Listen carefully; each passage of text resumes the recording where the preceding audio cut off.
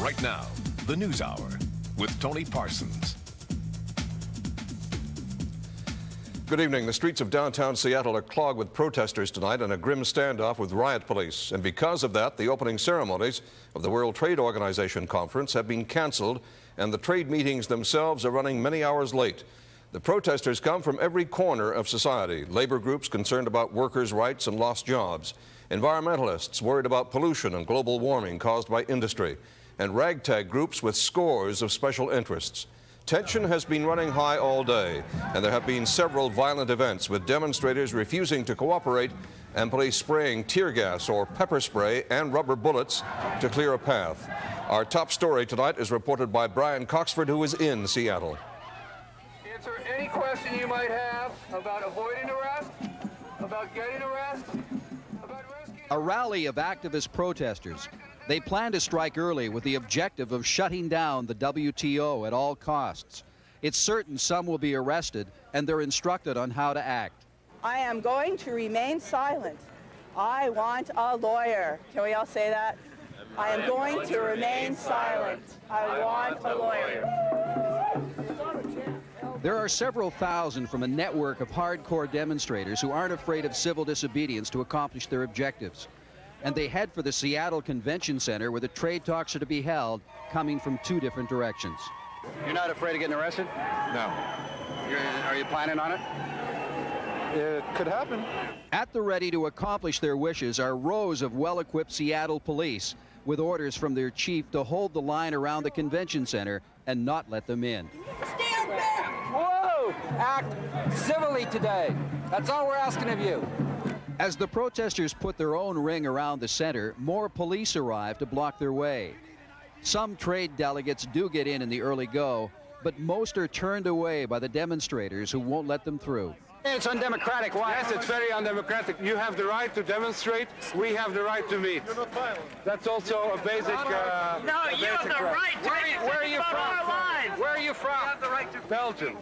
Belgium. In Europe, this would be impossible. Now issuing a public safety order to disperse from this area.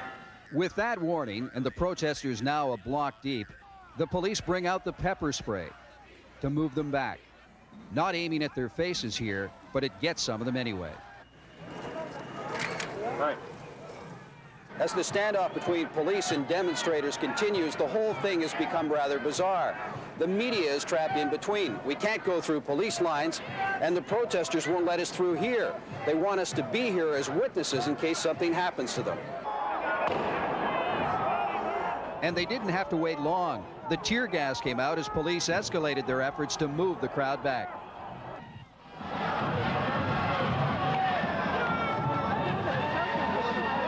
That's the worst thing I've ever seen. I've been to other protests. I've never seen this kind of behavior from police ever before. The 20 or so people I was standing with were shouting, "No violence, no violence," and it fell on deaf ears. But it seems some of the police action may have been justified, because a handful of the protesters turned vandals, smashing storefront windows with hammers and crowbars. Police use buses as barricades, and protesters climb aboard. And there were some ugly incidents that lead to arrests.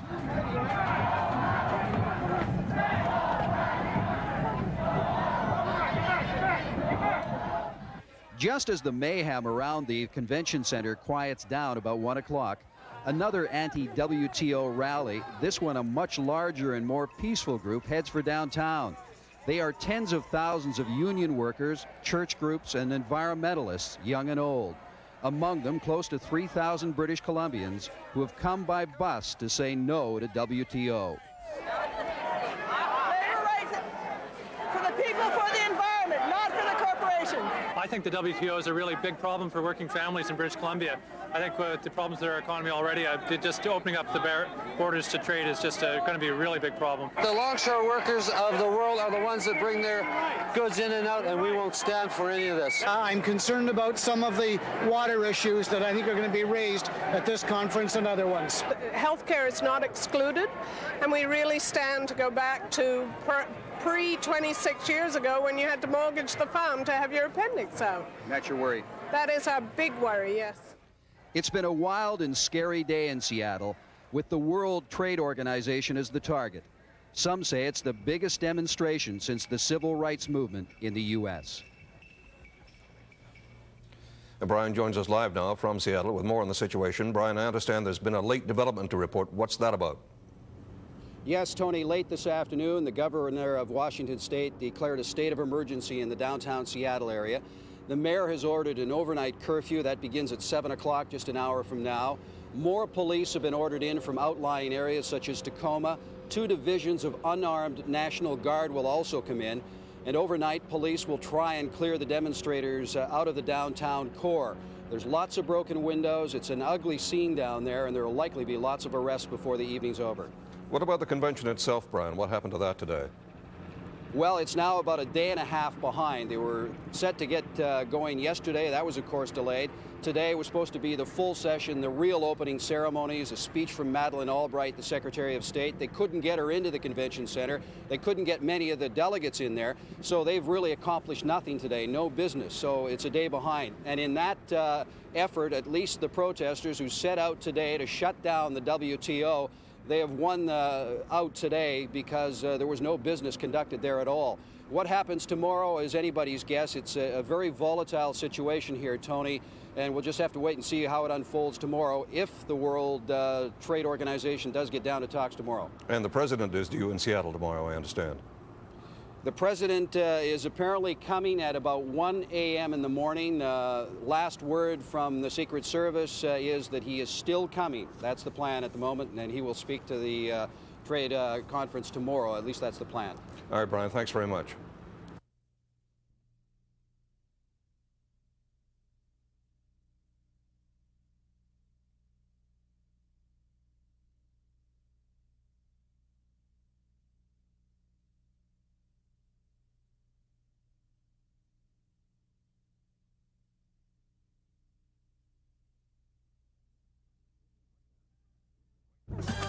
Right now, the News Hour with Tony Parsons. Good evening. Police have taken back the streets in Seattle tonight around the site of the World Trade Organization meetings, and all day it's been clear that they meant business. The serious firepower came out, shotguns and high-powered weapons, and mass arrests have been made. Several hundred people hauled away in city buses appropriated for the movement of prisoners. Yesterday, when the protesters ruled the streets, police had seemed to underestimate the demonstrators' ability to organize themselves and delay the WTO. But today, the tables were turned. Day 3 of the World Trade Talks, and the host city is in a state of emergency and under curfew. All right, can we go through where... Press, yeah, go right ahead. From Vancouver. No problem. The curfew lasts till dawn, so getting downtown before that means you have to drive through a police checkpoint. First people on the job, the cleanup crews, getting rid of the graffiti protesters plastered on walls and buildings. The overnight curfew has just been lifted here in Seattle. Behind here, broken glass, boarded up windows in shops. Boarded up windows over on this corner. The Nordstrom store over here. Boarded up windows all the way around, broken glass, more shops with broken glass and boarded up windows there. This is the scene for several blocks around. Graffiti, broken glass, lots of damage. It was a bad dream for everybody yesterday and last night in Seattle. Vandals took advantage of the moment, broke store windows and looted shops well into the evening. At one store, they went after TVs, this man carting away the biggest one he could find. The thieves were finally chased away by the chief of the King County Sheriff's Department. On the street, the riot squads put out spot fires all night, chasing die-hard protesters out of the downtown core. I'm, upset with these people that came here and did this. It's not a, if they want to come and protest peacefully, that's fine. But to do this is, there's no need. It's just, hardcore bunch of little slackers in their early 20s that just wanted to have some fun down here last night. We need enough room so that we don't know who's who coming through. So if we can keep you on the other side of the sidewalk. It didn't take long for it to start up again today. Demonstrators get a surprise when they venture into the no protest zone. They told us that we were an unlawful assembly, even though we were doing nothing illegal. And we sat down. Mugshots are taken, names processed, and they're off to jail. About 50 in this batch. And the troopers are off to deal with the rest of the protest group, which is heading in another direction towards the convention center, where the trade talks are ready to begin. We're not going to be intimidated. By rubber bullet? By rubber bullet? No. By wooden bullet? No. By tear gas? No. By martial law? One of the demonstrators shows his bare leg and the marks apparently left by rubber bullets from police guns. And as the protesters back away, he is their target for the next arrest.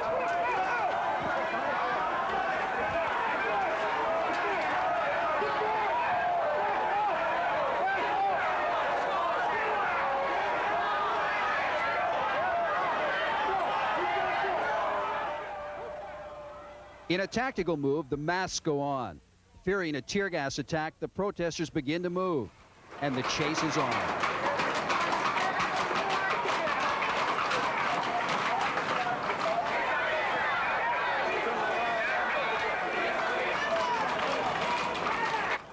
For a few seconds, everyone stops, fearing the worst, as a horse goes down on the slippery pavement.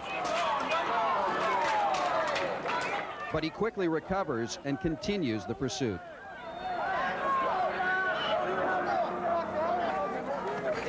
As if by design, the police follow the protesters into a square. They are surrounded, and the trap is set for another mass arrest.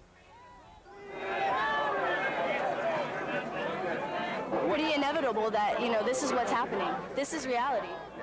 This is reality. This is what's happening to us right now, right here, today. So what are your thoughts just about before you're about to be arrested here? I just came down here maybe to Christmas carol or go shopping, just something to show that I'm not one of the anarchists. I'm just here peacefully. Frightening that this is happening to you? Yeah.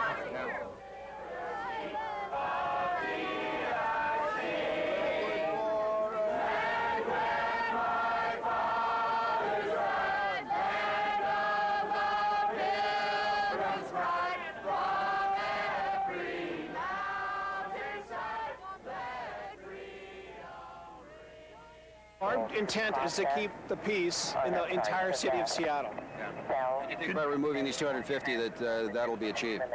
I don't know if it will or not. The charges here, causing a disturbance on a sidewalk and street, and large transit buses are used to take them off to jail.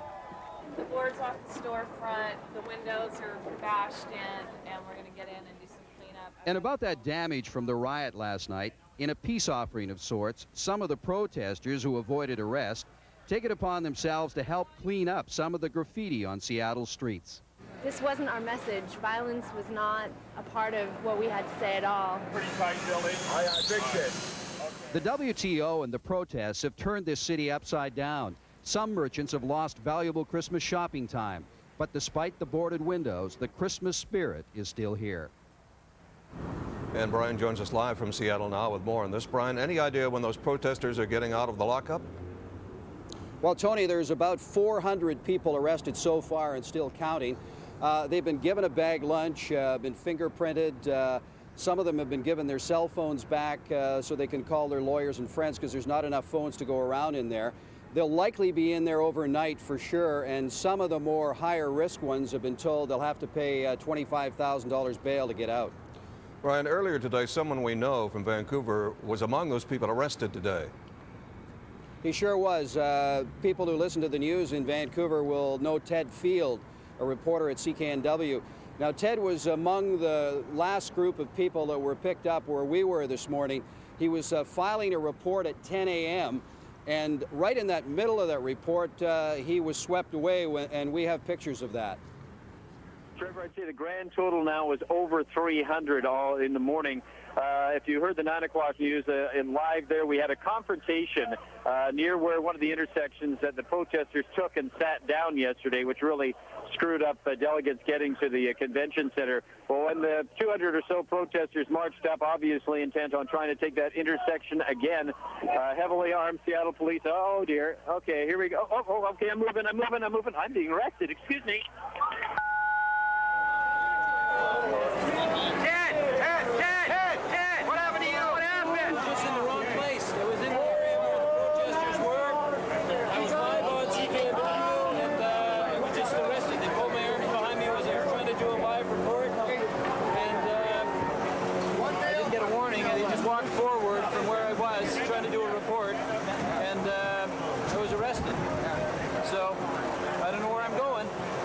But you were right in the middle of a live report. Yeah, I was giving a live report, and they moved forward, and they just took everybody. So, Brian, what's become of Ted? Is he still under arrest? No, Tony, good news. We understand he's been released just moments ago. Likely won't be charged, and apparently the RCMP called down and vouched for him, and so that helps bring him. In a late development right now, Tony, you can't see over my shoulder, but there's a police helicopter that's been up over the Pike Street Market for quite some time now, and there's an incident that broke out there. It's quite a volatile one.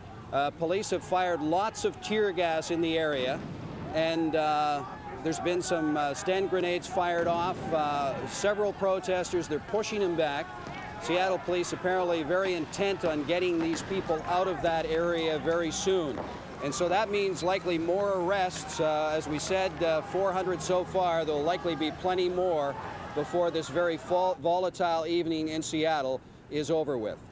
Tony? Thank you, Brian. Very serious situation in Seattle. Of course, the stakes were raised there today because President Bill Clinton flew into the city in the early morning hours.